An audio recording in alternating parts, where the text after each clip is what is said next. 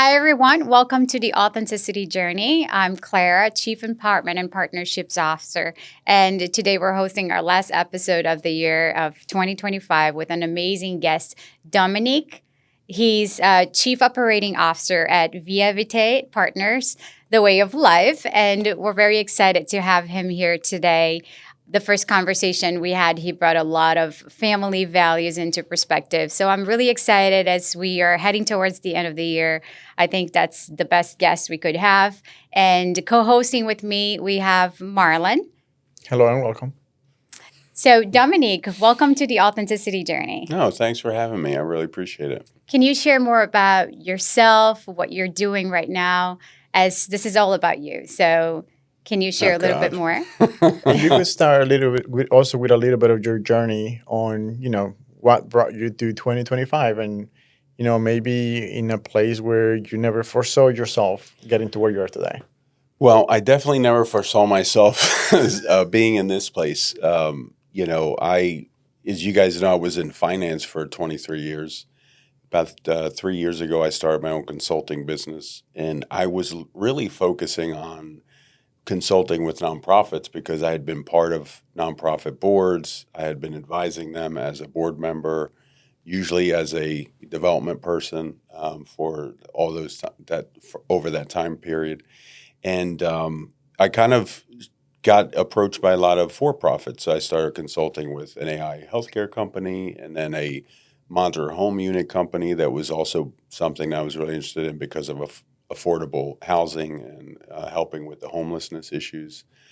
And then in this summer, I was working with, was introduced to another organization that was doing NIL contracting work with focusing on helping with athletes and their NIL contracts. And I had brought on some of my friends who I'd, worked with in the past, or I had just collected along the way of my journey. And we realized quickly that the organization was really more focused on marketplace for athletes versus really focusing on athletes. And so we decided to move away from that and start our own company. And now we're sports agents in the sports management business that really provides a lot of the support services and transition services from athletes from high school to college to professional athletes or professional, in a career. And so we're all using our backgrounds and experience to really surround the family and their athletes so that they get as much support as they need to be successful and kind of remove a lot of the roadblocks and protect them from, a lot of people out there that are looking to benefit from their new financial gains in this new era. So I never thought I'd be doing this, to be honest with you. I mean, the beginning of the year, I wasn't even sure if I'd be here, from a lot of the things that I'd gone through. And my lowest point was actually in April and May of this year. It was a really, really tough time. I was kind of at my wit's end about the different things that me and my family had been going through. And I just had to make some tough decisions. And when I made those tough decisions, I kind of freed myself. And it was like the sun came out and like the clouds lifted. And then all of this great energy started flowing.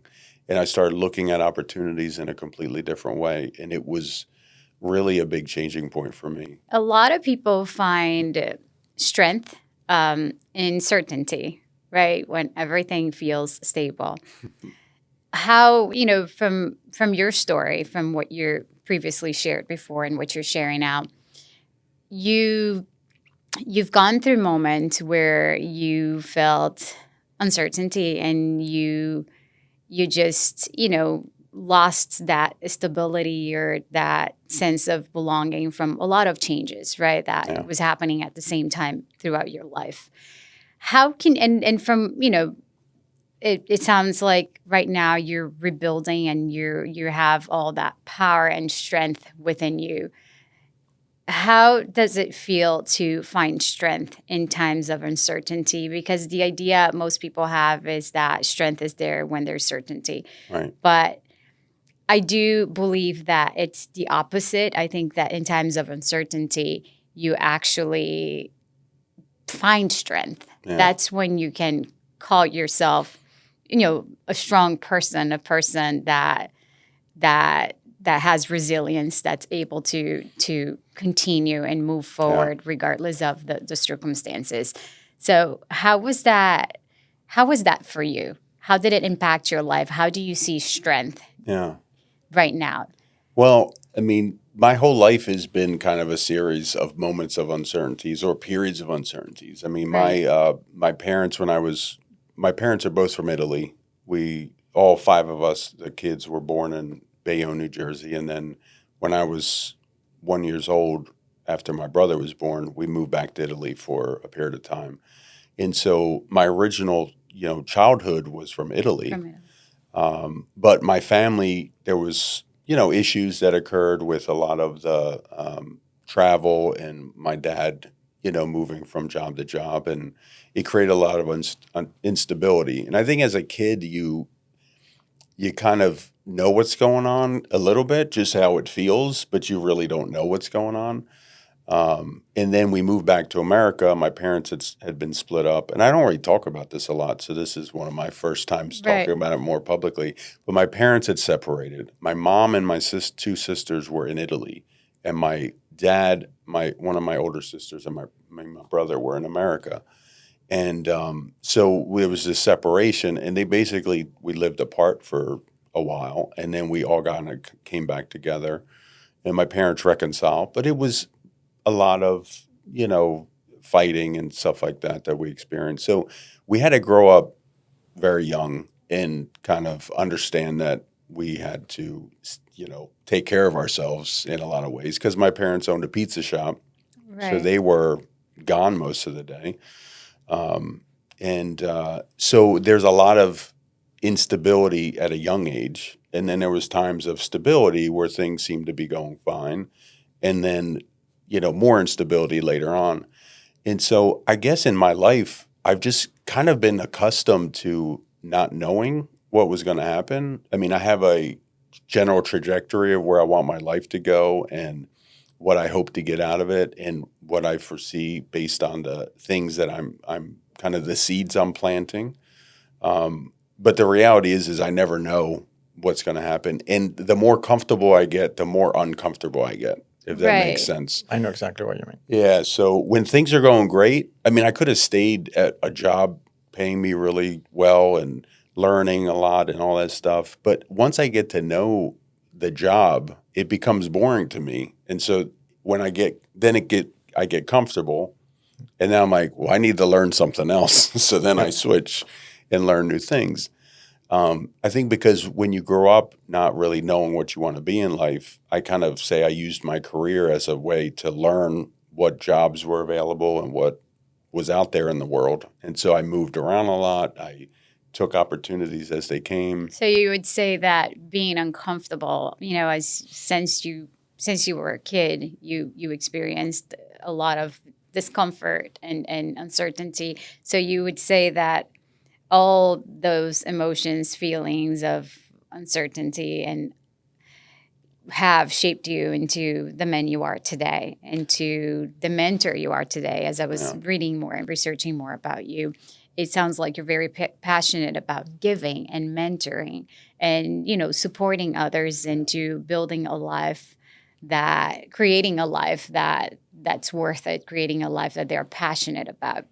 Yeah, I think it's a couple of things. Because my parents weren't around a lot, there was teachers that believed in me and gave me confidence in who I was and would say, you're going to be something when you grow up because you're really smart or whatever. And I didn't know that about myself. Like when you're a kid, you have no idea about anything. You're just like, I want to play with my friends and I want to, whatever, ride my bike or climb the tree or whatever. But I always, when I was young, would try to live up to the expectations of others. And so it kind of pushed me in a way to be better than I was or I thought I was. And there's a double-edged sword with that, in that when you live up to the expectation of others, you are afraid to fail. And so you create this image of yourself that you're trying to be perfect all the time. And that is not healthy. No. because you are always, there's always moments you're going to fail or you're going to make bad decisions. And I think we all do it, Yeah. at times in our lives, even as adults or especially as growing up. I think Yes. we all try to portray a certain image that we can hold it together, that we can keep it together so that we can be accepted and we Yeah. feel valued and seen. But that's so hard to sustain, very right? We hard. can for maybe a very short period of time, but at some point, the masks will come off Yeah. because you're sustaining something that's not realistic, right? And you're, maybe you are fulfilling other people's expectations because you're holding on to that Yeah. persona, that idea about yourself, but you're not fulfilling yourself. It's like wearing a mask and looking at yourself in the mirror, and it's like, is Being this empty. me or is this someone else? Yes. Yeah. And I think the culmination of that was in 2014 when I went to work for Ray Dalio's family office. I had it was a great opportunity, but it was a very hard experience because with the kind of environment there and the community was about giving feedback and learning about yourself and all these things. And I had never experienced that. And so as I'm learning about myself, I'm learning how many flaws I have. And it was like this struggle of like, is this really who I really am? And it kind of, I joke around, I say it was like a caterpillar going into a, when it goes into the cocoon and then a butterfly comes out. I mean, that's what it felt like. It was like a lot of pain, a lot of evolution, a lot of just growth.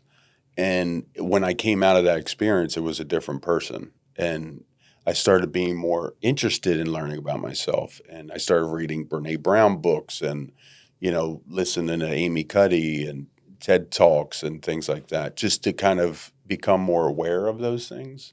And that can be very, very, very powerful.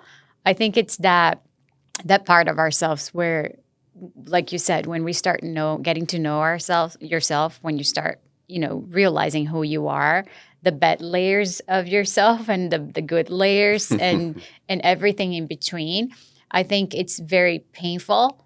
It really just hurts because then, you get in touch with the bad layers about yourself and then you just hate what you see. You hate to accept that that's also part of you. And then you see the beautiful things that you love. So you struggle in between. Who am I? I don't want this. I don't want to be this. I don't want to be that. But you still have to accept that maybe you are all of that.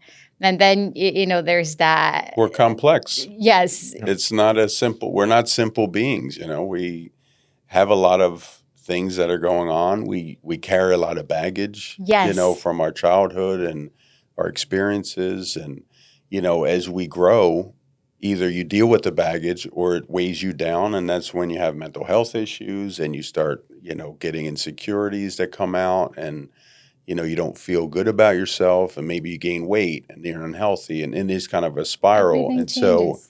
you have to understand who you are, love yourself first, Where you are, as you are right now. Because nobody's perfect. The thing I think about a lot lately is, there is no normal. There is no perfect. No. Normal is your normal. My normal is completely different than everyone else's normal because, and this is a stupid analogy and you might want to cut it, but what I used to say this to people is if I woke up every day and the way my mom got me ready for school was she smacked me to wake me up. Yes.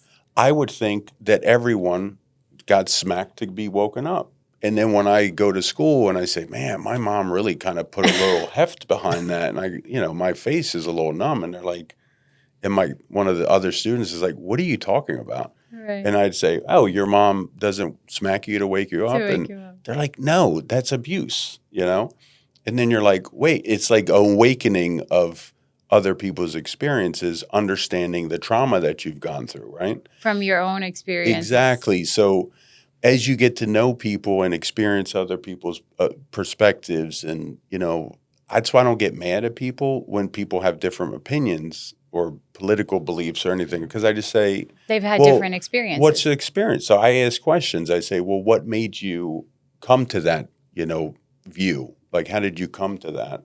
Because I want to understand, like, where was this opinion formed and things like that, because I have opinions that are formed from experience, and I want to know what experiences other people have. And I think that brings us closer as well. And that's an amazing perception, especially, as you are mentoring, new founders and just, working with people in general, supporting them, believing in them, bringing that level of empowerment. I think that's a great perspective to bring it into life and to acknowledge, because we all have different experiences, and who we are today has to do with everything that has happened to us. So the way we show up today, the way we behave, the way we speak, the good things, the bad things. So I think having that perception, especially when you're doing what you're doing, which is giving and being part of someone else's transformation, it's great, because then you reduce that level of judgment. You have an open heart to actually work with them, Right. and to see them beyond what they're just showing up with. And that's very important, Yeah. right? Because when we meet someone, we immediately have that first impression, that judgment. And that sometimes prevents us from building a relationship, from building a friendship, for even, from supporting them, from helping, or, transforming their lives, or even our lives, because we're immediately blocked from that judgment that separates us, That's right? So that separation is extremely danger, because it can prevent you from an amazing experience with another human. Either you are empowering, coaching, mentoring, or building a friendship.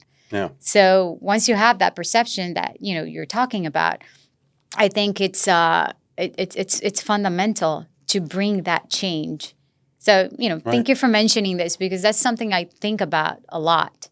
How many people we meet every single day, or we just say hello, and we immediately have that, that distance just from the first impression, the first idea we have about them, and we Yes. don't give them a chance.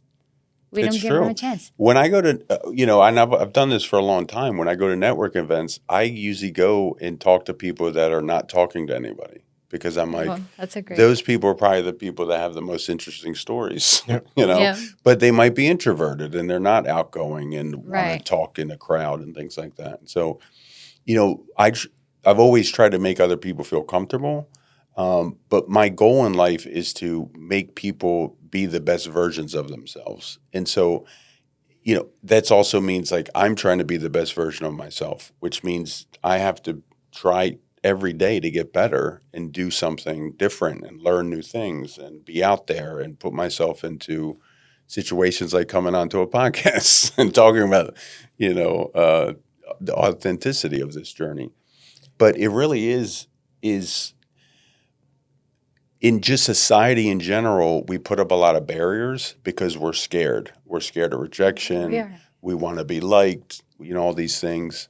But in general, we all have something that is really unique, and we should want to learn more about each other and understand each other and make those connections, because, that's what life's all about, is just being connected to other people. It's like when you see those movies and like everybody's connected by like the mushrooms in the ground and all this stuff. It's like we're all part of a fabric of the world. And the more we get to know more people, the more we experience different things, the more we understand how interconnected we really are, and that we are just all humans. We're all part of each other's growth. That's right? it. The fact that we all bring that our imperfections, vulnerability, and all our challenges into life as we connect with others. That's also what rebuilds us. Yes. We just learn from it. And I think we're also driven by fear. One of the things that I like to do around my birthday every year is do a life audit. And I started that practice about 5 years ago or so. But one of the practices, I was doing a lot of research, like how do you even do that? And that came to me as part of just improving myself, and just like I'm on version 39 right now. I do that on my birthday. So like version 39.1 will be like, the first month after my birthday and so on. But I I love can't, that, by the way. yeah, it's kind of like building software, computers, or whatever you want to call it, but just improving. So just like you were saying, how can I improve every day a little bit more? One of the things that I came across was fear setting rather than goal setting. So if I have a goal of doing X, Y, Z, well, maybe I get there, maybe I don't. But if you don't assign a deadline, it's definitely not going to happen. But if you have a fear of what happens if I don't do X, Y, Z, like you set the fear, not coming from a place of, oh, I'm afraid that this is not going to happen, but more of, well, maybe a person doesn't enjoy the career path that they chose. Maybe Right. they feel it's too late to change that. But what happens if you continue in that path for the next 20 years? Right. What is the cost 20 years down the road? That's a really good point. Because you don't get time back. So the challenge is, yes, you could make money in a lot of different ways, but the journey, at least for me, is part of the human connection, like getting to know people at a deeper level, getting to know who they are, not necessarily what they do, but just getting to know the other person beyond the physical appearance. So as an introvert, I don't really enjoy the small talk, but I do enjoy deep conversations. So when you're talking about growth and you're talking about all the experiences that you went through, it reminds me of the authenticity journey. And that's why we called it that, because we first have to be authentic with our own journey before we could be authentic with others. Right. It's just the same as if we're going to be honest with others. Well, if we're lying to ourselves about it, doesn't matter what the topic is, we can't really be honest with other people too. That's true. Yeah. You bring up a lot of good points. It's one, you should want to evolve as a person, all right? And we all should be taking an inventory every once in a while and saying, is this something that, we've gotten better from last year or last month Right. or what have you? And the other thing that resonated with me is that, my biggest fear is if I give up too soon, am I so close to the goal that I'm giving up right before I reach it? You know what I mean? Yeah. It's like climbing a mountain and there's like one big rock that you have to go over to get to the top. And you're just kind of like, it's too hard. I got to turn back. But if you were to go over that rock and climb it and conquer it, you would have reached the top and you would have been successful. And I think that's been a lot of my journey, has been fear of, not following through to the end, right? And there's so many times over the last couple of years that I've wanted to give up in a lot of different ways. And I kept saying to myself, what if I give up right before the big successful moment with the startup or with this or with that? And I think that's what gets me up every day. Like even when I get depressed, I don't just stay in bed. I have to get up and I have to do something. Like I have to keep moving forward. What's that word you keep saying, give up? I don't understand. No, Exactly. it reminds me of a quote. You can't fail if you don't stop trying. Yeah. But sometimes you have to pivot, right? So if you had this amazing approach on something and it's just not working, it doesn't mean you have to continue that way. But you have to optimize and shift things a little bit. But yeah, giving up, a lot of people do that. Could be whatever journey they might be going, personal, business. But they normally do that because they don't believe that they can do it. Right. And you mentioned earlier in life, some teachers believed that you could do something. And that gave you encouragement, that gave you empowerment. Yeah. So I think that's really essential for all of us to have someone to believe in us, ideally at an earlier age, because then that just ignites a little fire inside of us that just reminds us, I got this, I can do this. Well, that's literally the definition of resiliency, is having one person that shows you that you could be something or shines a light in your darkness, right? Yeah. And so there's a lot of times where it's a teacher or a relative or someone in your community that just gives you a little bit of hope that things are going to get better. Someone believes in you, right? Exactly. And you as a mentor, you know that, of course. I think, just believing in someone else, that can change everything. Well, I remember I started a job at a financial institution, and I had worked with one of the portfolio managers there, and we would be in meetings, and I could tell how smart he was. Like, he was really good with the clients. He was really, really smart. But the organization that we were in, was not valuing him the way he should be. And I sat down, I went in his office one day and I said, I don't think this is the right place for you. I said, I don't think you realize how good you are. And you're really like not only good with clients, but you are really smart with investments and portfolio management. And he said, Dom, no one's ever told me that. And I said, I don't think this is the environment that's going to make you shine. And I said, what do you want to do with your life? And he's like, I've always wanted to start my own business. And so it took him a while, like about a year, but I kept talking to him about it. And I kept saying, like we'd be in meetings and he'd always ask me for feedback. How did I do? How did I say anything wrong or whatever? And we would talk. And eventually he's like, I'm going to start my own company. And he started his own RIA and he's been very successful. But no one ever, I don't think, gave him that confidence to do that. Yes. And so for me, it was kind of like I could see that this was like this diamond in the rough that no one really was paying attention to. And everyone was just dumping stuff on him because he was just a good person. And I said, this is not the environment where you're going to grow. They're going to keep you down because they need you to do the stuff they don't want to do. And you saw him.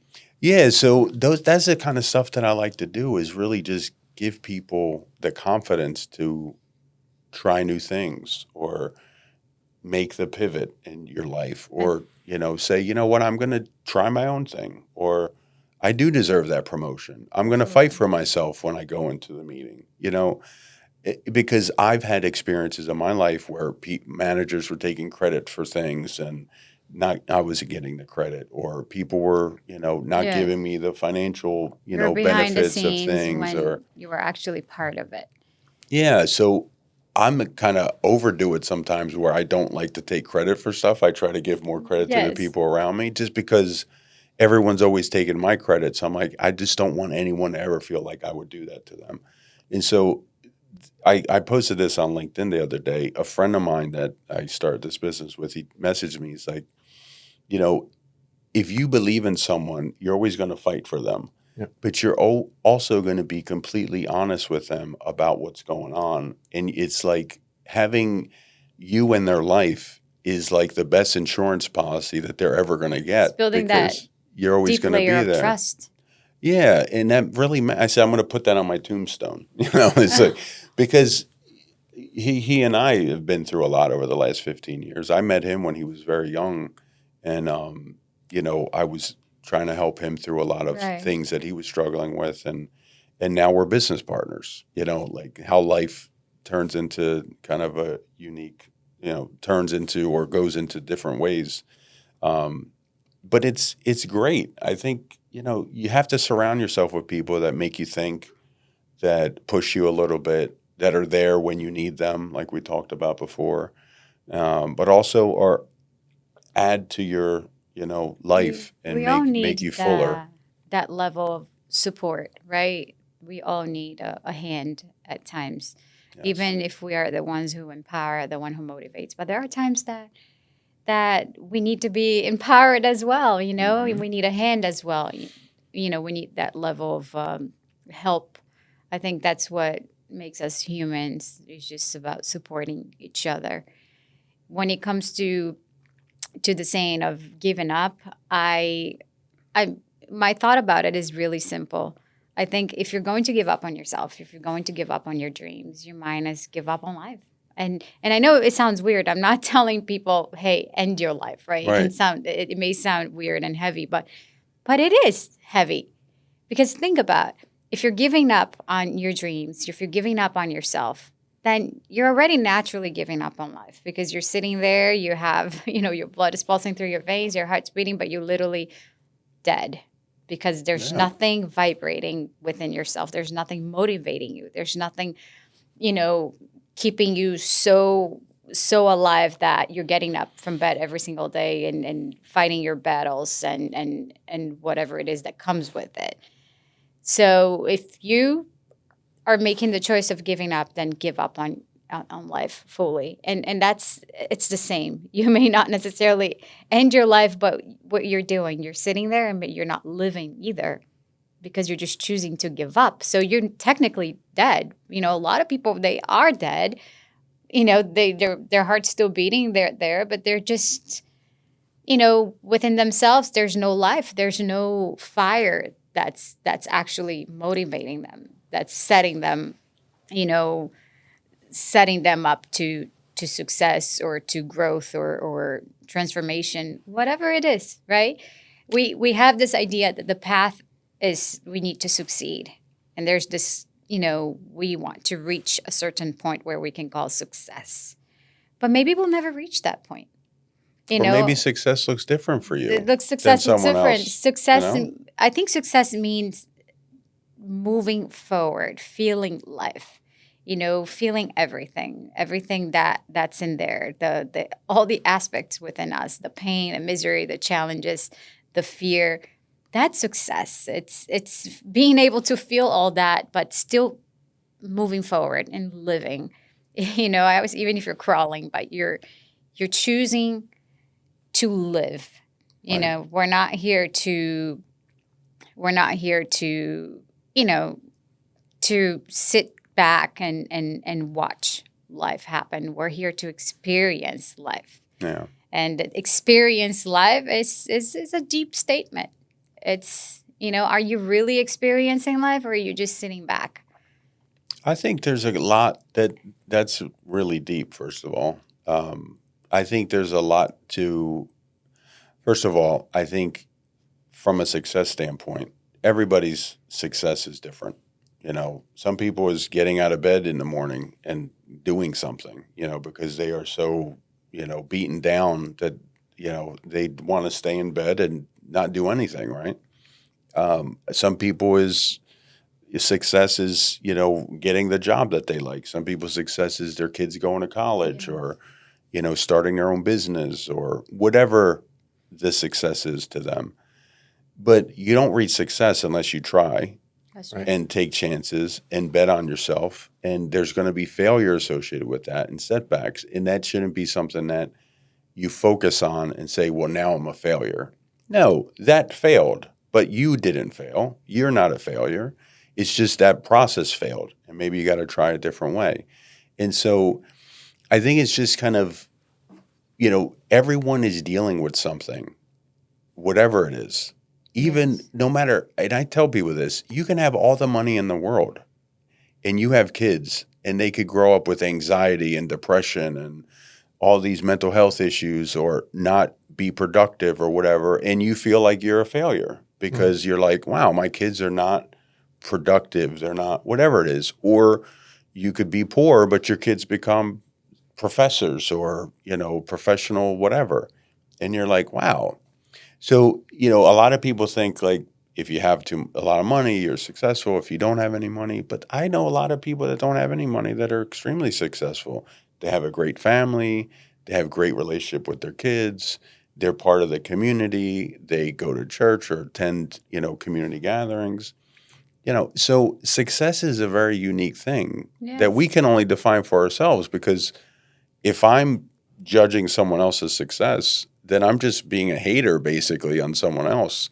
But, you know, I used to think, oh, I'm the kind of person that wants to try new things and do this and do that. And people that just stay in the same town that they grew up in, it's like, why would they do that? Don't they want to experience the world? And I was like, I can't dictate what that person should do. They have to do that. You know, they have to live with their decisions and their lives and what outcomes come from that. And I can only judge myself based on the actions that I take and the things that I focus on. Because in reality, a lot of people don't have a support structure, right? No. And some people don't have any support. So any wrong decision, they will fall to the lowest point of their life.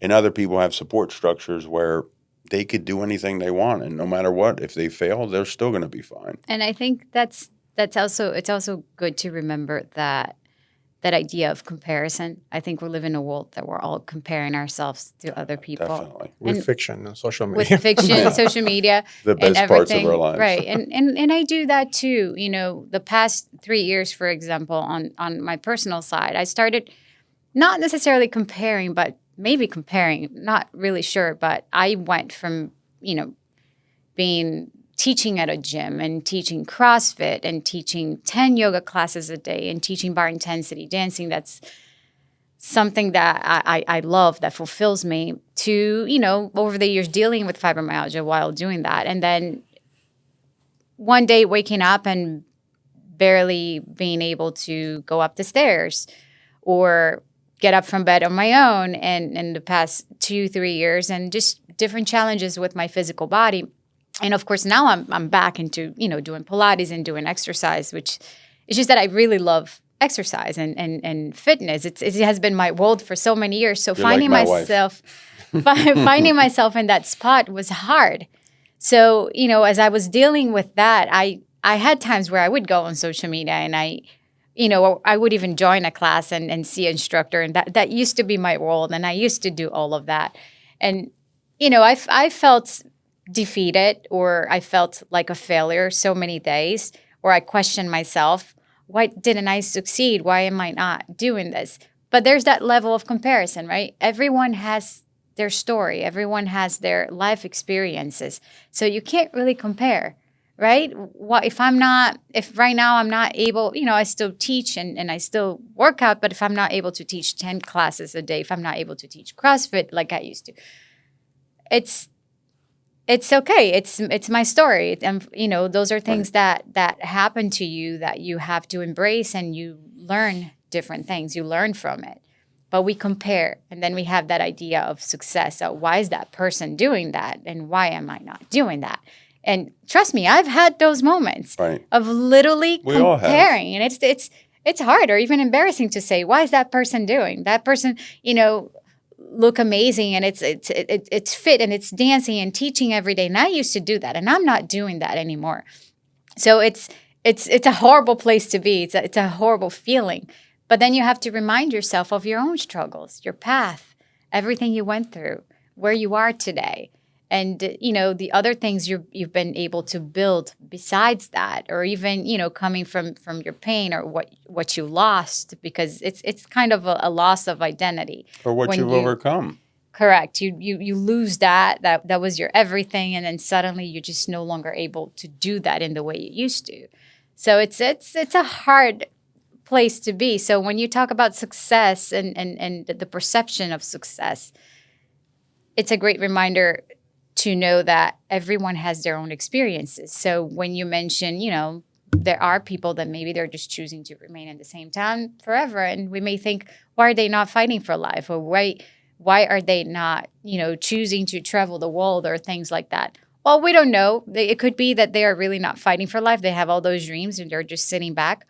But it could be that their experiences are different. Maybe the way they grew up, what they learned from their family, maybe that's what success means to them. Maybe they're happy where they are. Right. Or maybe they have other challenges that are unknown that we don't really know. So we can't compare. Yeah. Right? Success, like you said, looks different in all of us. Exactly.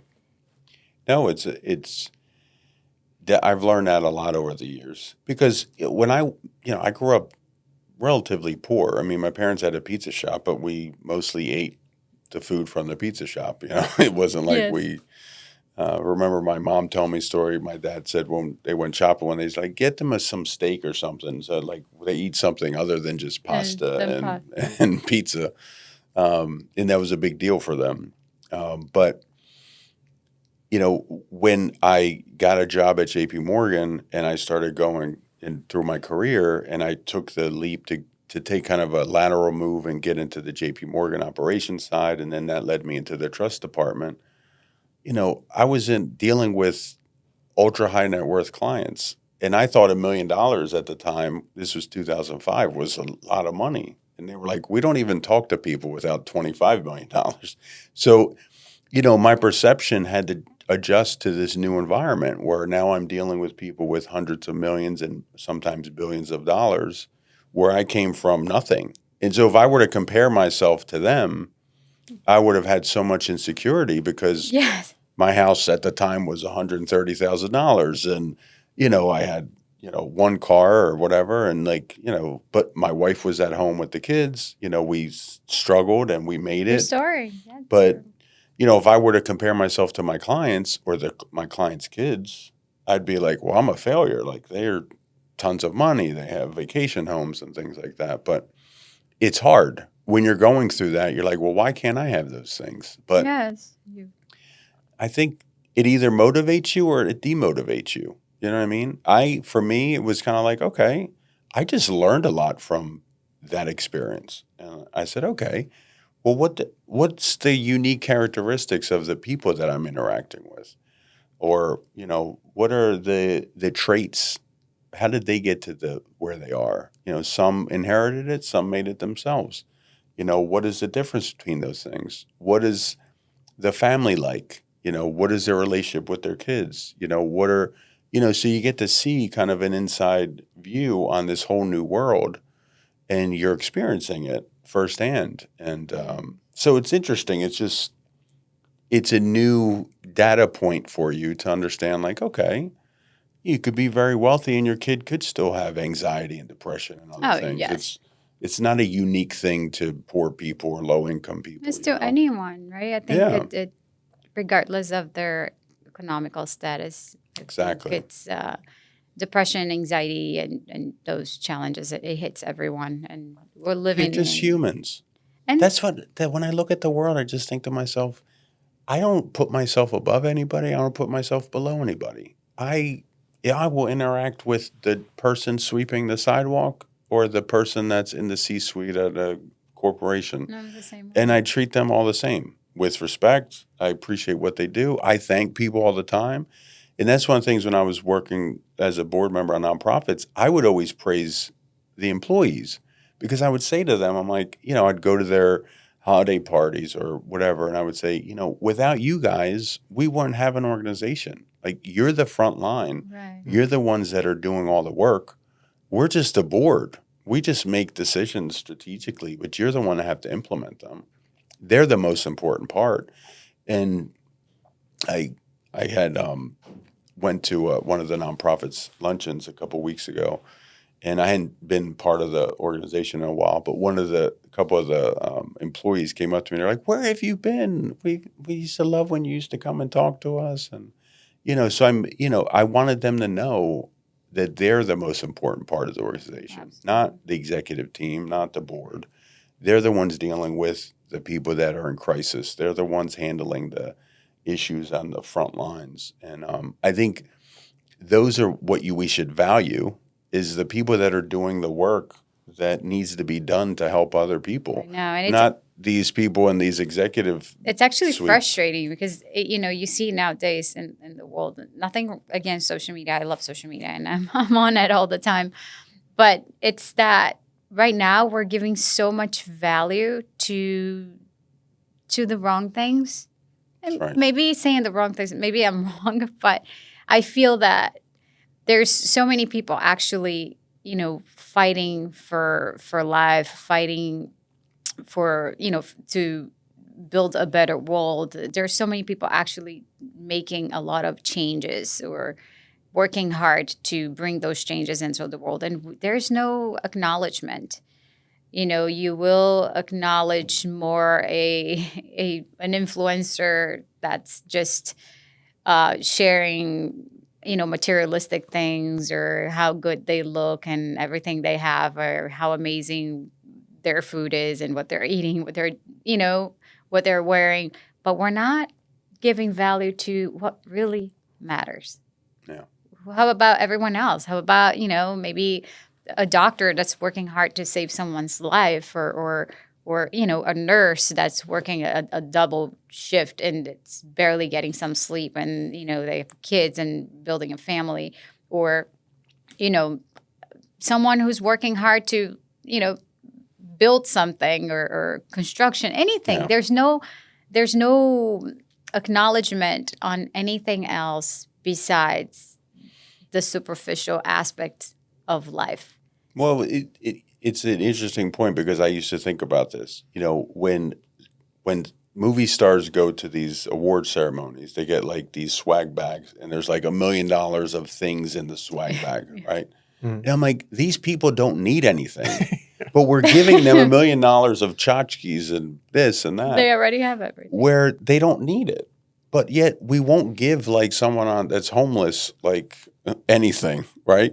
And that's kind of like this weird place we are in society right now, in life, where we give more to people that have more than we give to people that have nothing. And it drives me nuts because it's like, where are our priorities, right? It's Like, shocking. There's so many ways to solve a lot of these problems and value the things, life, freedom, the ability to support yourself, the ability to do something on a daily basis with your life that is productive. But we overlook a lot of those things because we just want to be entertained. And it's kind of a unique experience that's happening right now. I mean, now on TV, that's all you see is sports betting and all this stuff. It's like it's an interesting thing that's happening where everything's trying to get money out of your pocket. Everything. But if you look at the economy, it's like it's not doing well as people are struggling, inflation and all this stuff. And so like there's these two forces happening where you'd have less money, but there's more people trying to get money out of your pocket. Correct. And it's like, well, there's hardly any money in these pockets. And now you're getting them to bet, thinking that they're going to become rich or make money. And it's a weird place we're in. And I hope we kind of wake up as a society and start really refocusing our attention on the real things that matter. All the real things that matter. And just, because we're becoming support each other a little bit more. We're becoming very dumb and very small, very small-minded. And you mentioned entertainment. That there is healthy entertainment and there is unhealthy entertainment. Yeah. And to me, unhealthy entertainment just comes in the form of, at least it represents either an addiction, doesn't matter what the form might be, or a distraction. When I was growing up, I remember, video games are fun. And I'm not judging anyone that plays video games. There is so many different forms of passive or active entertainment. But I chose to pursue very aggressively certifications and, college and just being very curious about technology in general, where I had peers at the time that they had a little bit of an easier approach, a more relaxed approach. They didn't have a curious approach, but even today, they focus more on the passive entertainment rather than actively going out there and discovering new things. So the main thing for me is with social media today, it just adds another layer of distraction. As we were talking earlier about what is the most important thing, and just for me personally, it's the human journey, the human experience. And we actually said that very early on when we, one of the first videos we did about the authenticity journey, about the human journey being very personal and intentional. And if we don't do that, what happens is we just go in autopilot. And either life happens to us or it happens around us. And even myself, there was a period of time in my life where I just saw things happening. I was there, but it was like watching a movie. And I decided to take control of that and be an active participant in my own life. But then that also requires you to be curious. And a lot of the things that you said, you're coming from a place of curiosity when you interact with your own life and with others and just career. So that's a common theme that you have, and that displays a lot of emotional intelligence too. So that's a really key component of, being in a leadership position. So I don't foresee people being able to do good leadership or have a good leadership influence on others, or encouragement or empowerment without coming from a place of curiosity. If you're not curious about why someone has a different belief, just like you mentioned, then we're going to make assumptions or judgments. Right. Maybe we're the wrong ones, right? Yeah. Maybe we have the wrong perception, and hey, now it's my time to upgrade my perception about whatever that might be. It's true. And for me specifically, when I think of my journey, my definition of success is more on having no regrets, and not in a irresponsible way, because that's I'm a type A personality, so I'm all the way to the right side on the risk management and responsible type of thing. But more of, did I live a life where my future self is proud of me today? Am I making my future self proud of who I am? When I get to be 80 years old or 100 years old, or maybe 200 with AI, I don't know. When I'm in my last moments, am I going to have a regret of not doing X, Y, Z? And my definition of success is I don't want to have any regrets even in my last days tomorrow. Right. So, of course, in a very responsible way. But that's, Right. that's my Cliff definition diving? of success. No, yeah. I'm just kidding. Yeah. No, but I agree with you. I mean, I think that's a really good way of looking at it. And that's the way I kind of look at it. My father passed away when I was 22. I just turned 22, and I was in my senior year of college, and he passed away from cancer. And ever since that moment, it was always been something inside of me that's like, that clock is ticking. Yep. Like, you have to do something with your life. And I just try to I want to provide as much good as I can while I'm here and do as much good, but also experience as much as I can and live a fulfilling life. And, me and my wife look at things differently, where, she's like, she's very afraid of failure. And I'm like, I said to her, because there was a moment over the last year, year and a half, where we were really in a bad place after my son's accident and her leaving her job. And I said to her, I'm like, maybe we should just sell everything and move back up north and like just take a break. And she's like, I don't want to do that. I feel like we'd be failing. And I said, if we did that, we'd still have more success than anyone that we know. We've experienced life. We've lived in another state. We've experienced so many different things. Our kids grew up in Florida, where most of our family is in the Philadelphia area. So I don't look at that as failure. I look at it as, we experienced life. We had a little setback. We got to regroup, and then we go do something else. It's a redirection in a way. Now, I'm glad we didn't do that, because things turned out better. But, So I thanked her. I said, thank you for not letting me give up. But it would have been an easier path for me. right. Like, personally. I used to joke around with her. I said, when we moved here, I said, you live in Florida, I work in Florida. It's a different life. I have to go earn a living. Right. You are at home with the kids, which is a very, I love that you can do that, but it's a different life than what I'm doing, which is I have to go earn a living in Florida. And over the 15 years we've been here, it's only gotten more expensive. And so you have to make more money. You have to be more successful. You have to. So it's, you're constantly like just on this treadmill, and it puts a lot of pressure on you. And there are times when you get tired. I'll be 49 and to a week and a half. You're struggling and you're tired. I mean, I've been working since I was 12 in a pizza shop.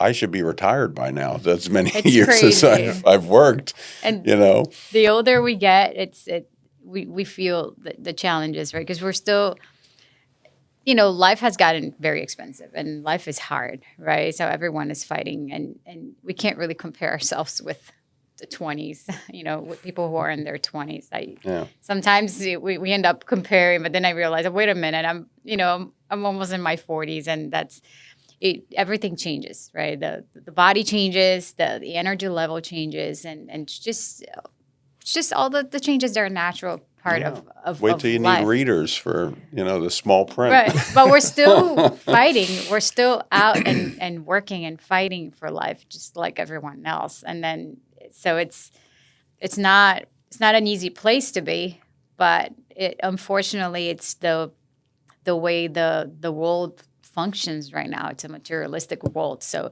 even though you're trying to step away from that constant aspect of life, the material side, you can't really avoid, because if just to remain alive, you have to work. You have, you need a home. You need you need to, pay for all your expenses. And like you were saying the other day, even to die, you have to pay as well, right? There's like That's right. Like there's even when rent in the cemetery. Exit tax. right. So it's hard, It's like a toll. we get older, but we're still having to work the same way, and it only gets harder, I believe, because we're not getting any younger. We're just aging every single day. Like I said, we're dying a little every single day, right? It's just. Well, I think when you're younger, I had to support myself through college. Like I commuted an hour to go to school, Right. and I paid my own bills, and I still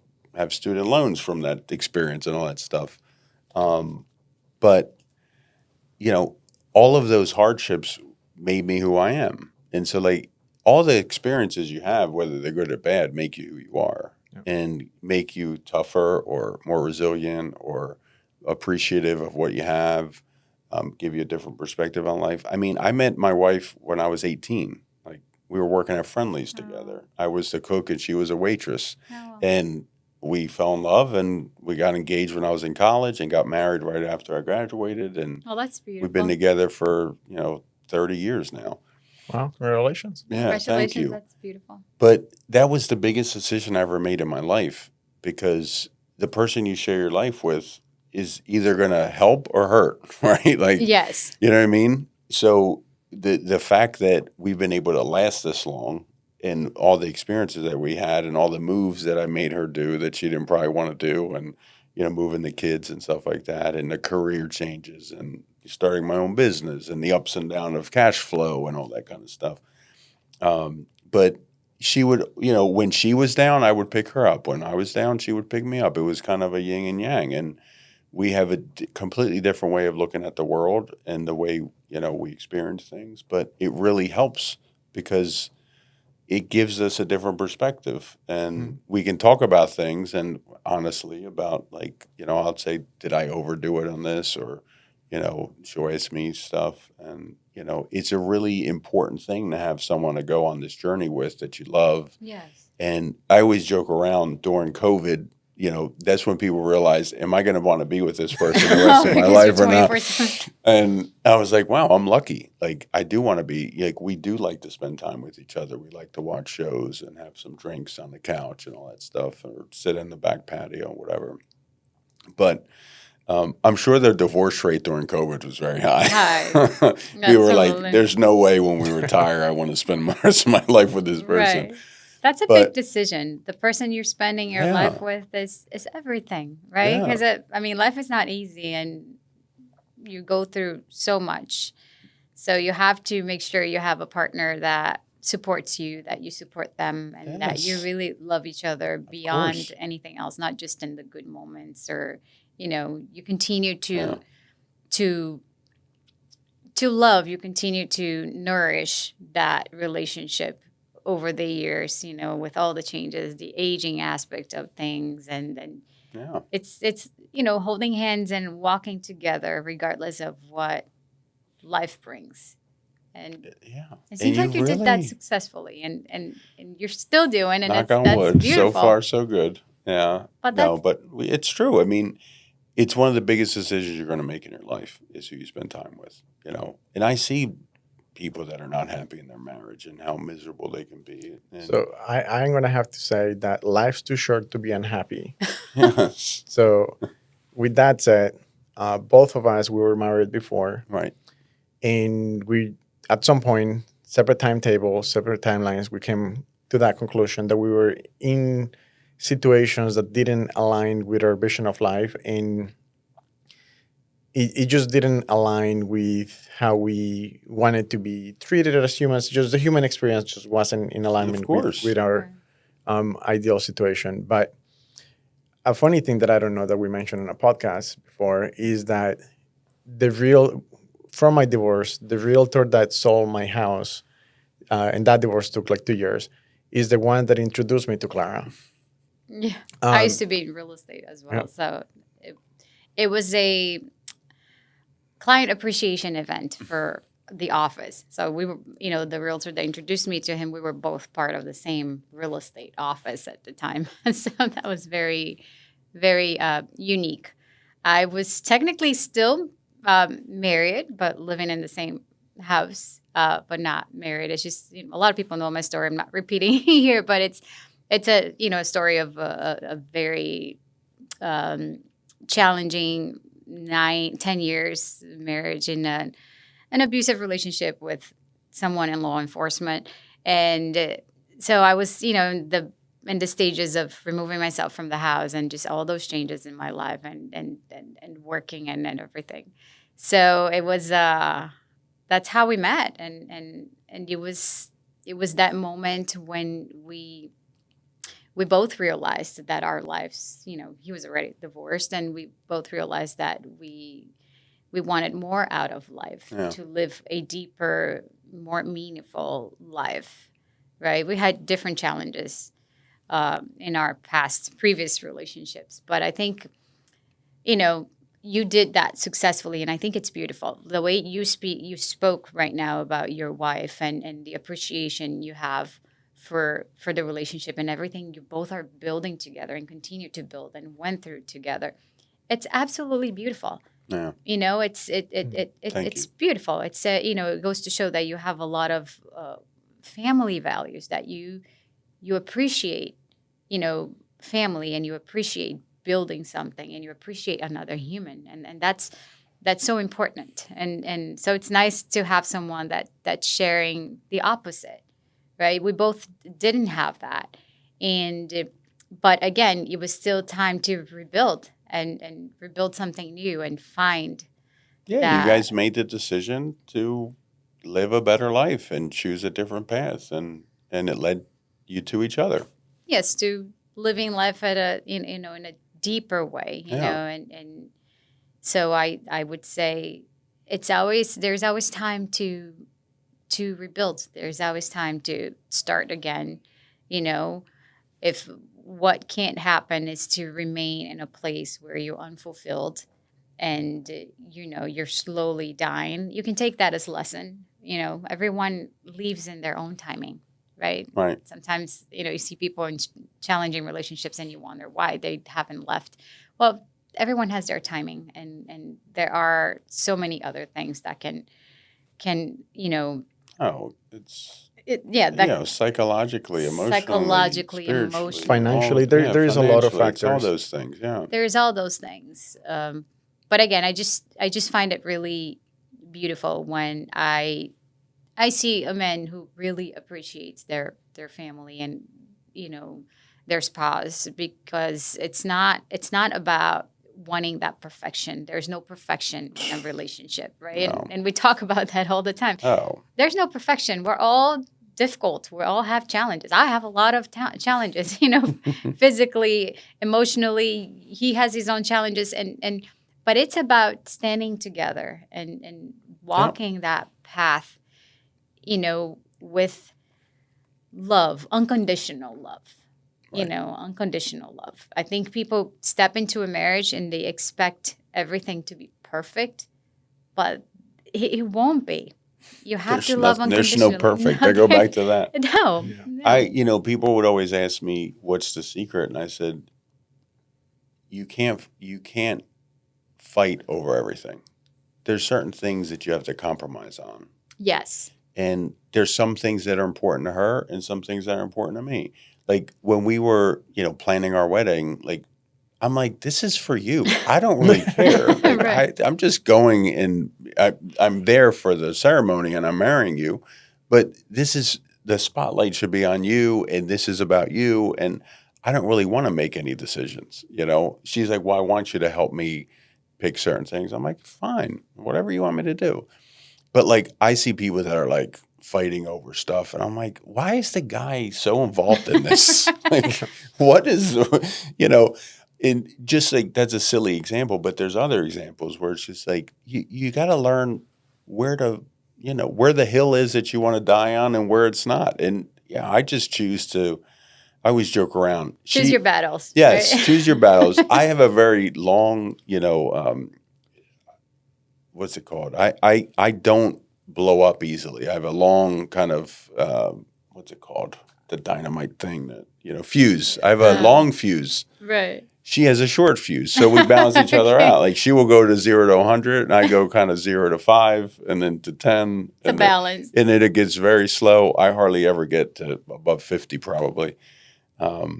People say my aggressiveness is like everyone else's normal. Like I don't really get aggressive. And when I do, it feels uncomfortable because I'm just not that kind of person. But it's just those things. It's just like you have to have balance. You have to know when to compromise. You want to, obviously once you have kids, they're the most important thing. You still have to make sure you're building that relationship with your spouse. I joked with her one time, like, when these kids leave, it's just going to be me and you. But like you spend so much focus on them, we don't focus on each other. I said, we should make sure that we're focusing. That's so important. now we joke around about that. But my son's 23, my daughter's 19. My son has his own business, Dom Junior Detailing. I know I'm not supposed to plug stuff, but I do want to, give him a shout out. What is it about? He does car detailing and power washing. And then my daughter's at first. We need car detailing. Yeah, I think everyone needs.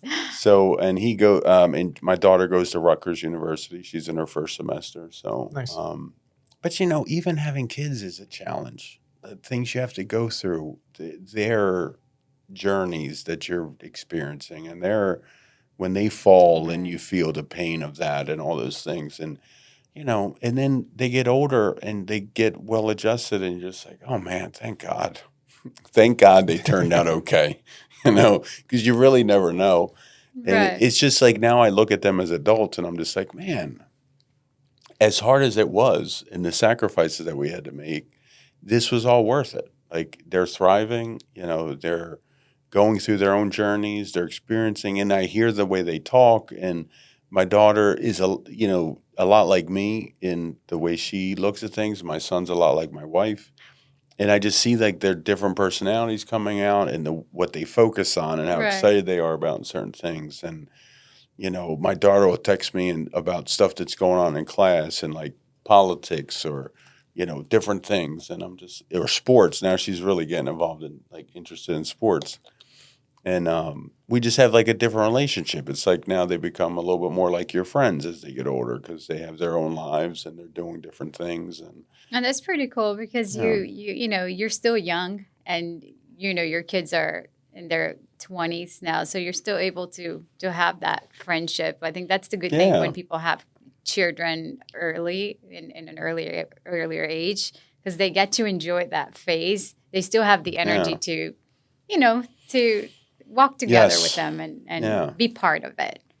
It's fun. It's just, you go through a lot in life. And when it's on the upswing, you just try to enjoy it as much as you can because there's always something that's going to happen that brings you down, and you're going to bounce back up. But, when I worked at Ray Dalio's family office, he would always say, you have to celebrate the upside of things because there's going to be times when it's really tough. Right. And you have to remember, like, the joy of those successes is what's going to get you through those valleys of despair, where you feel like nothing's going right and things like that. So, absolutely. Yeah. Domenick, was there ever a time in your life that you felt defeated, exposed, and during that time, how did that, shape you into the leader you are today? That's a really good question. I think I've had several of those times. Okay. I think we talked a little about this, but when I worked at the family office, I went from a very, well, first of all, I had a mask on my first part of my career where, I grew up poor. I'm working at JP Morgan. I don't feel like I belong in the room with these very wealthy people because my parents owned a pizza shop. And so I would try to be this, perfect. I worked really hard. I had great customer service skills. I was really great at dealing with customers and, being there for them and connecting with them. And then when I went to Dalio family office, it was like this new culture where you're getting a lot of feedback and there's this like stripping away of your mask and you feel exposed because you're like, I've never had this people see the real me. you know. And I used to joke around with people. I said, it's like walking around naked and people pointing out your flaws all the time. And you have to either say, well, I don't, that's not Right. me. Or you have to say, okay, I got to look at my flaws and I got to fix them. And I was the second. I was the kind of person who's like, okay, I want to either get better at the flaws or at least acknowledge them and figure out a way to overcome them. And so I went through a really, really deep depression during that time because, one, I moved my family to Connecticut from Florida. Like, I sold my house. I didn't want to do that. I wanted my family to stay, and I wanted to see if I was going to be successful or not Right. before they moved up. But they said, no, we want to come up with you. So I moved them up, and it was like literally 6 months, and I knew this was not going to work out. And it's the middle of winter. It's literally, I'm going to work in the dark. I'm coming home in the dark. I don't see the sun. I'm trying my hardest. I'm trying to course correct and do better things, and it's not working.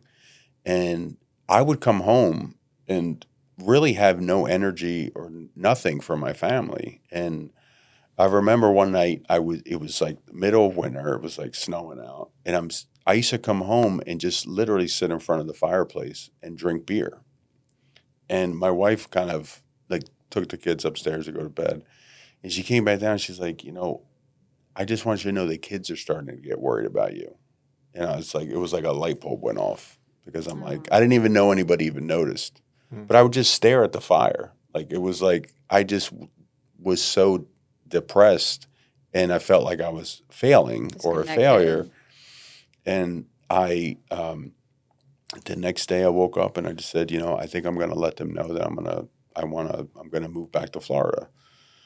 And my wife was very supportive through all this stuff. But when you move to Florida, it's very hard to go back to cold weather environment. Oh, yes. It's extremely I difficult. agree with you. We were in Connecticut for a Yeah. while, so we like the in the sunshine state. It was the worst winter they had in like 30 years. So it was like freezing ice and snow. And we lived on this hill, and it was like hard to get home because you're like going up a icy hill.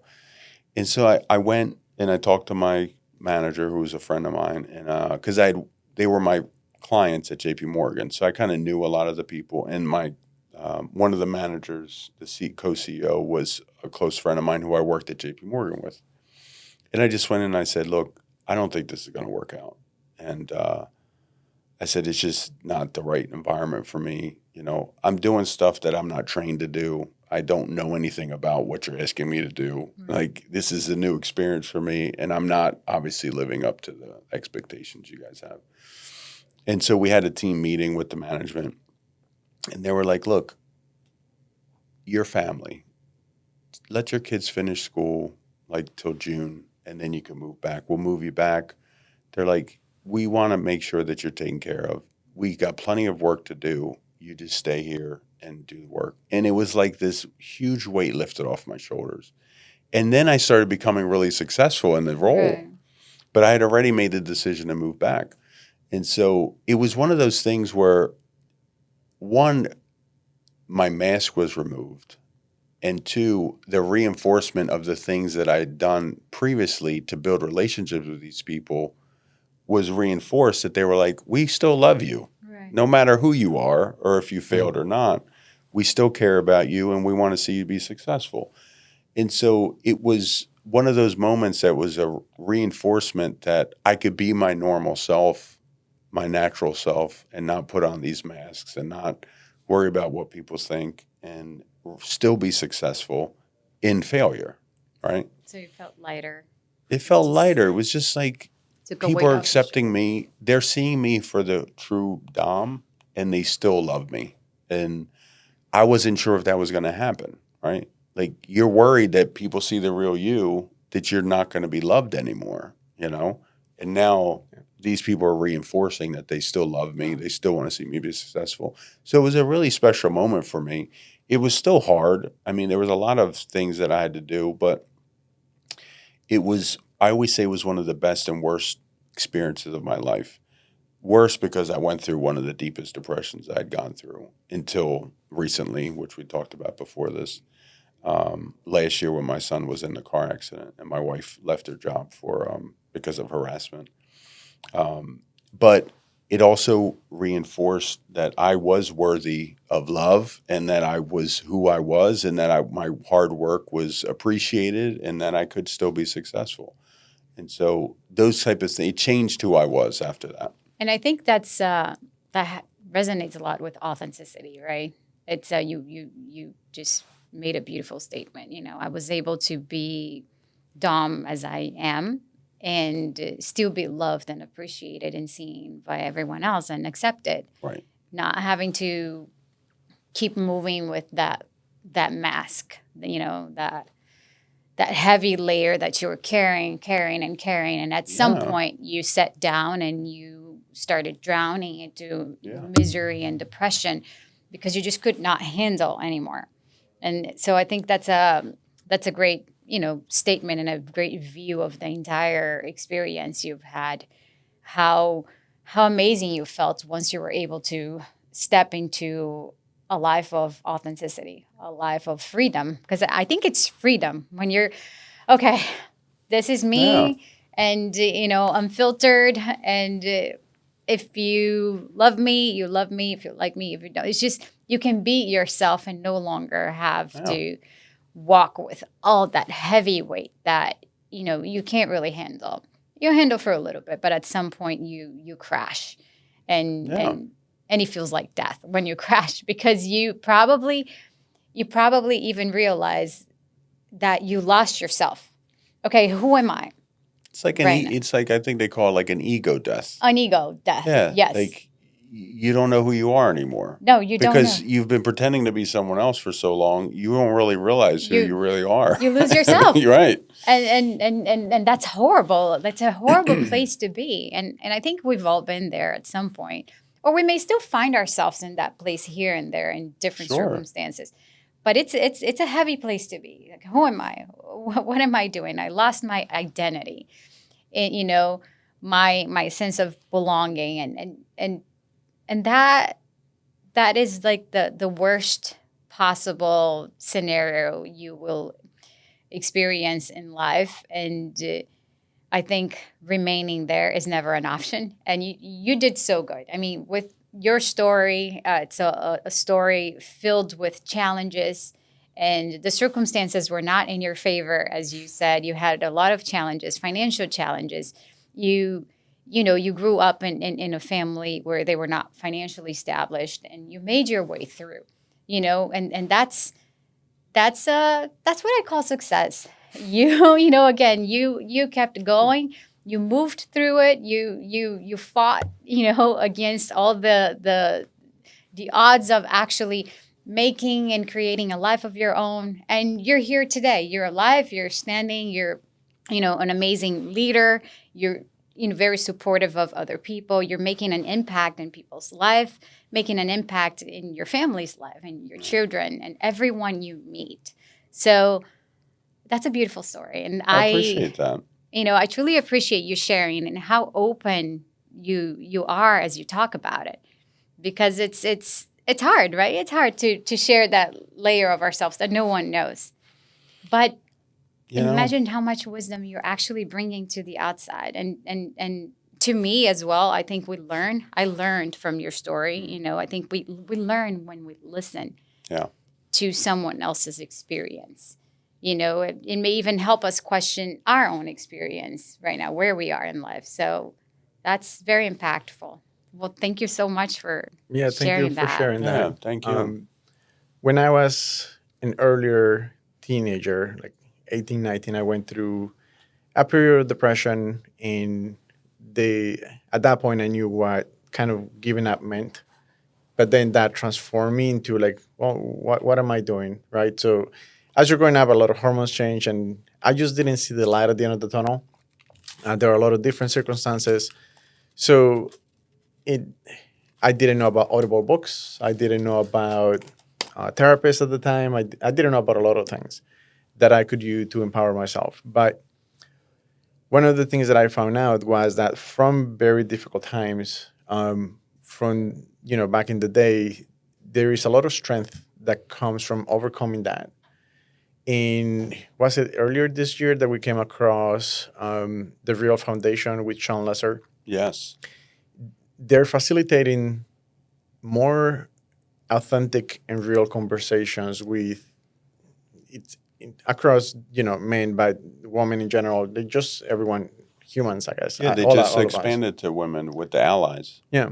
I was on a call Wednesday for them. Oh, that's really nice. The call where they get everyone together Nice. from total. It was a great experience. This is the first time I've done it.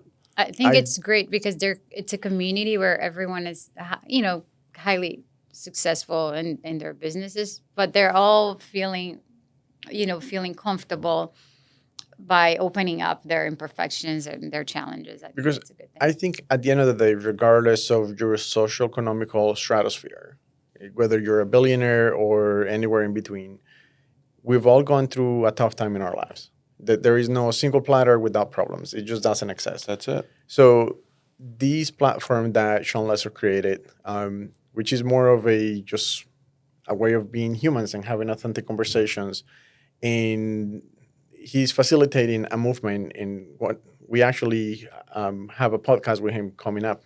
So we did We record with him. recorded already. Yeah, we recorded awesome. already. It was online. It's gonna come up in production in the next month or so.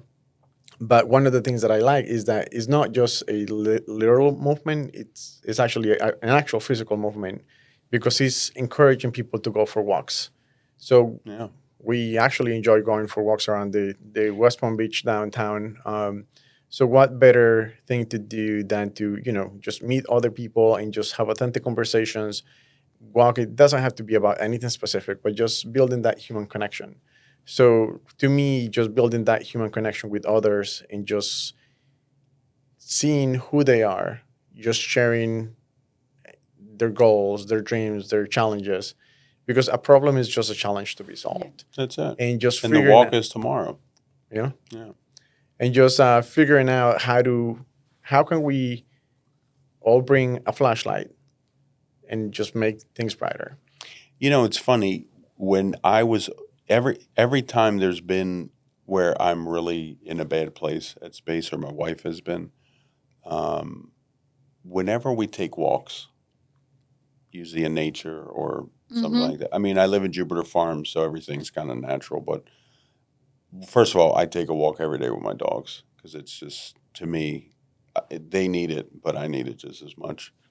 But I think taking a walk when you're not in a good headspace and just moving is one of the biggest natural therapies you can have. Oh. When I was in Connecticut, I would do that because it was the facility was in a green area, and I would just, if I wasn't feeling good or mentally I was really struggling, I would just go out and take a walk, and it was just so, the trees and the greenery and the stream and all this stuff. It was just, it really does. I mean, the worst thing you can do is just sit in it and just not move.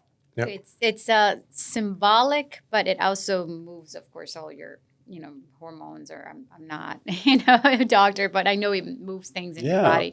So a walk is actually life-saving because it removes you from a bad place. We do that a lot too. We take a lot of walks because we do crash too, emotionally, physically, and we do have those moments where everything just seems blurry and dark and overwhelming, and we take walks as like our first option of mental healing, going back to a better place. We have to do that. I think or any exercise, but I think a walk is just simple. So if you don't have anywhere to go, you just walk around. Even if you walk around your building, or I think there's something healthy about this simple act of just moving forward. You walk, and then by the time you're back home, you're in a different place. You probably have noticed that. Well, it's like you're physically moving, but it's like you're mentally getting through. You're breaking through this like fog, right? Yep. So like when my wife went through what she went through at her organization, and then my son literally 2 days later got in a car accident and almost passed away. She went through about 3 months of depression. She could never really deal with what she went through because right after that, my son went, and then she had to shift to mother mode and take care of him. And so when I came home from work one day and she was in a really bad headspace and hardly talking, and I said, I think we should start taking walks at night after dinner. And it was like literally, I knew I needed to get her out of the house.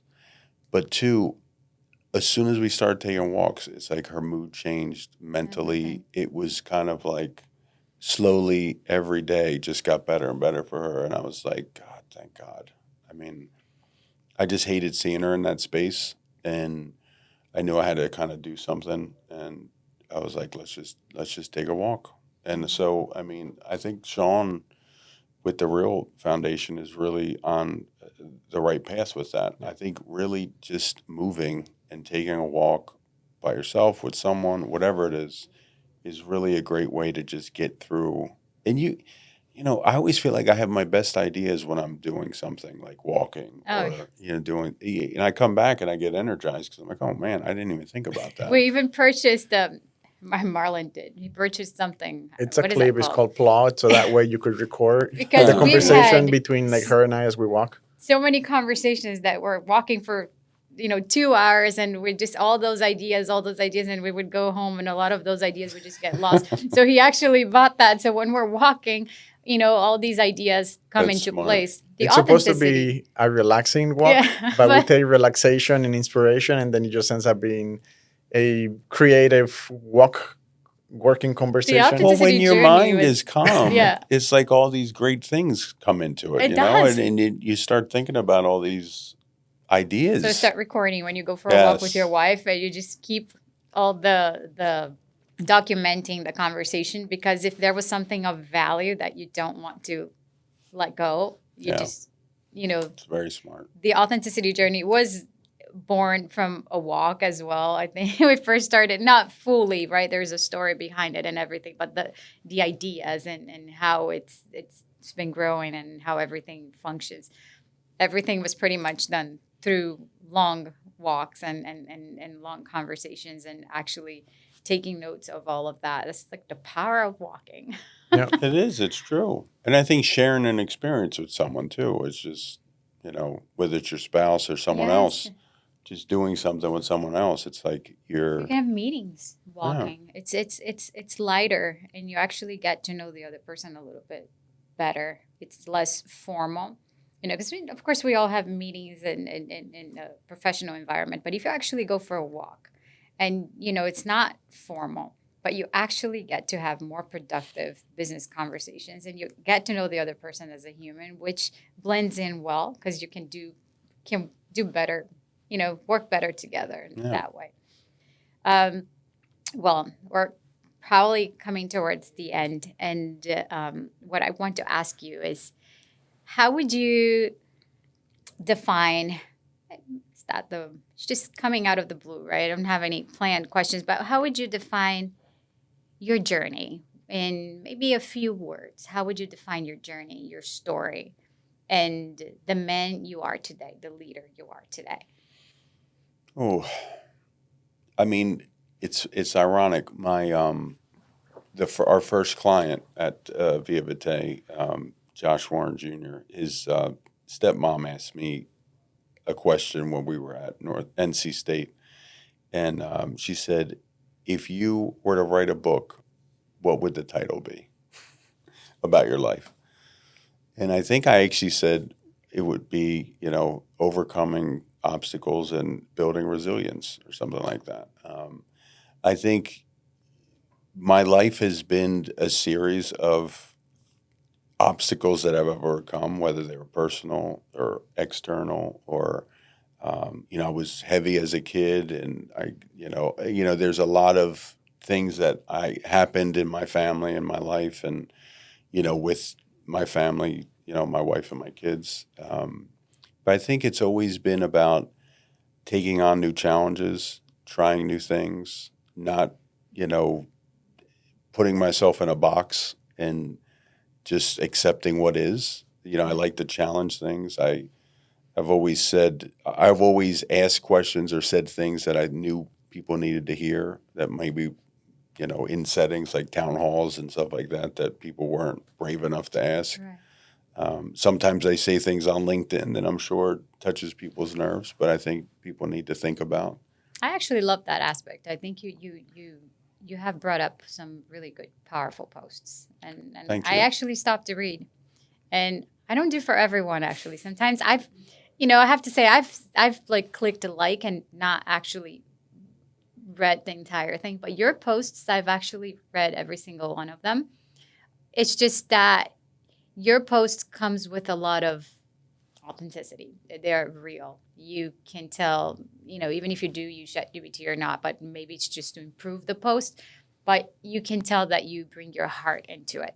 So it's actually engaging, and it makes whoever is scrolling through social media makes them want to read. And I'm being very honest. Like there you. have been posts from, different posts that I've not read, but your posts I've actually read every single one of them. I Thank think you. So I think the way that we perceive them, at least me, is that they're built with intention and intention, not for attention. right? Yeah, the purpose. So I feel like because of my journey so far, I've learned a lot, and I want to help people. And a lot of people actually message. Not a lot of people. I don't want to over exaggerate. People have reached out to me or commented that they really appreciated my posts because they were struggling with that same thing, and no one ever talks about those things. So I've talked about the struggles. I've talked about the successes. I've talked about things that I've learned. I actually just wrote a piece that I haven't published yet, but it's a 6-page document about philanthropy and how I think we need to rethink philanthropy from a systems perspective, not just a giving perspective. So, Right. The history of philanthropy and what it should turn into going forward, and it comes from people giving a lot of money, but things not changing, right? Solutions aren't being made to solve these structural issues in our society, and why is that not happening? And because of my unique experience being on boards, being a part of foundations, working with ultra wealthy, high net worth individuals, working within nonprofits, running a nonprofit, and the wealth management experience and being an entrepreneur, I kind of bring like a very different perspective to it, because I see the challenges on all those different sides. Yeah. And the intentions are really good.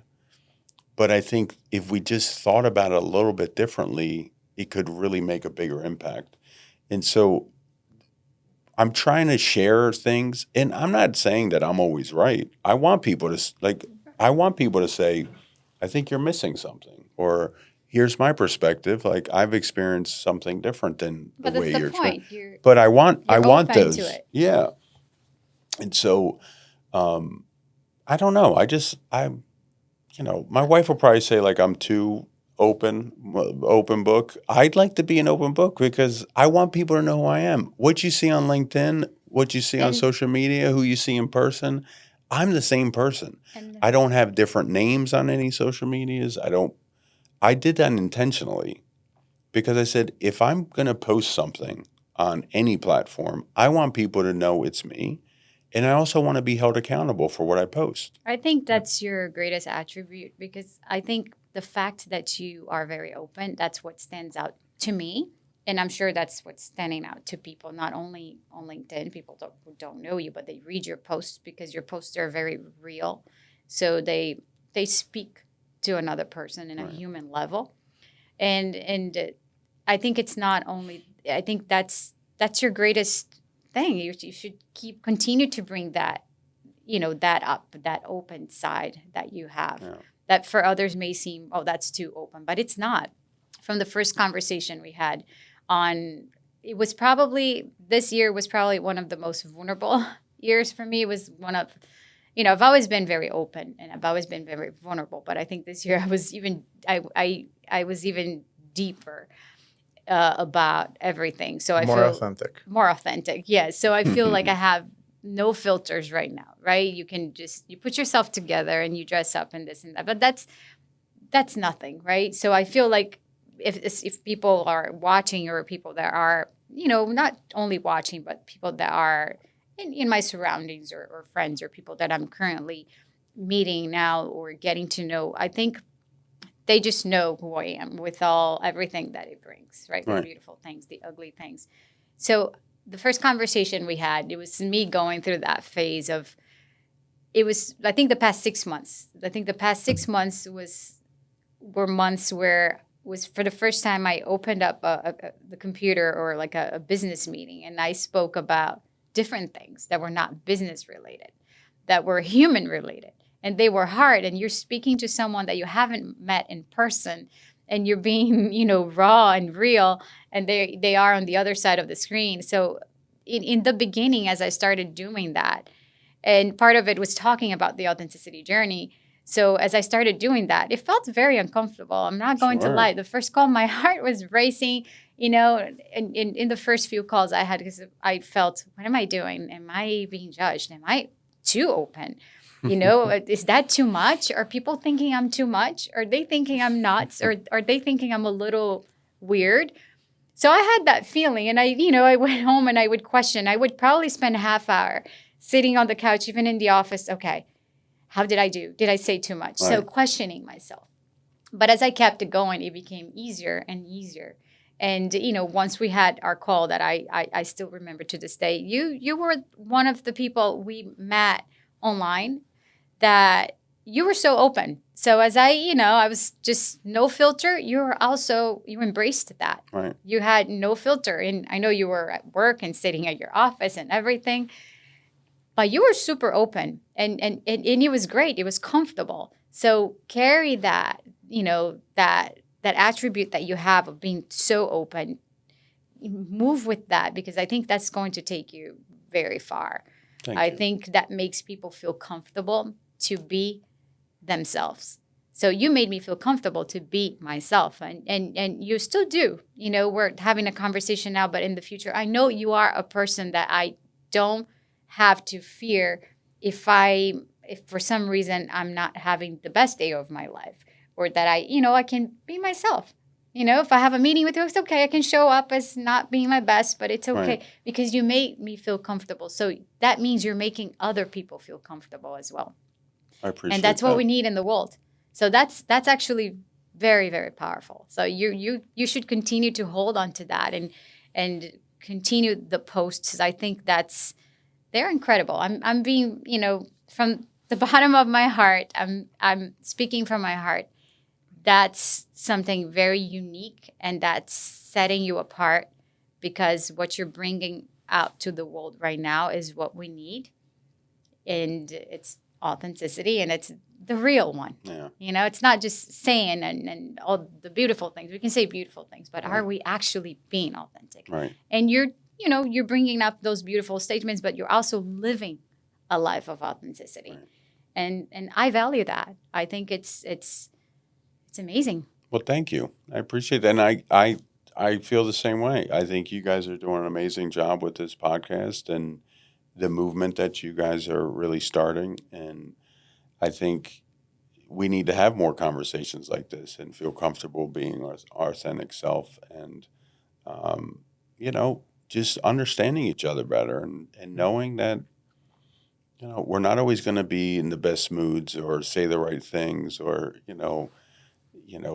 do the right things at every moment, but we got to give each other grace, and we got to appreciate that we're not perfect, and that being authentic means that there's imperfections that come with that, and accepting those and saying, all right, I get it, Yes. and I'm the kind of person that tells everyone I love them, like my friends, my partners in my business. Like, I'm like, I love you, man. Like, I really appreciate the friendship we have and what we are building together. And,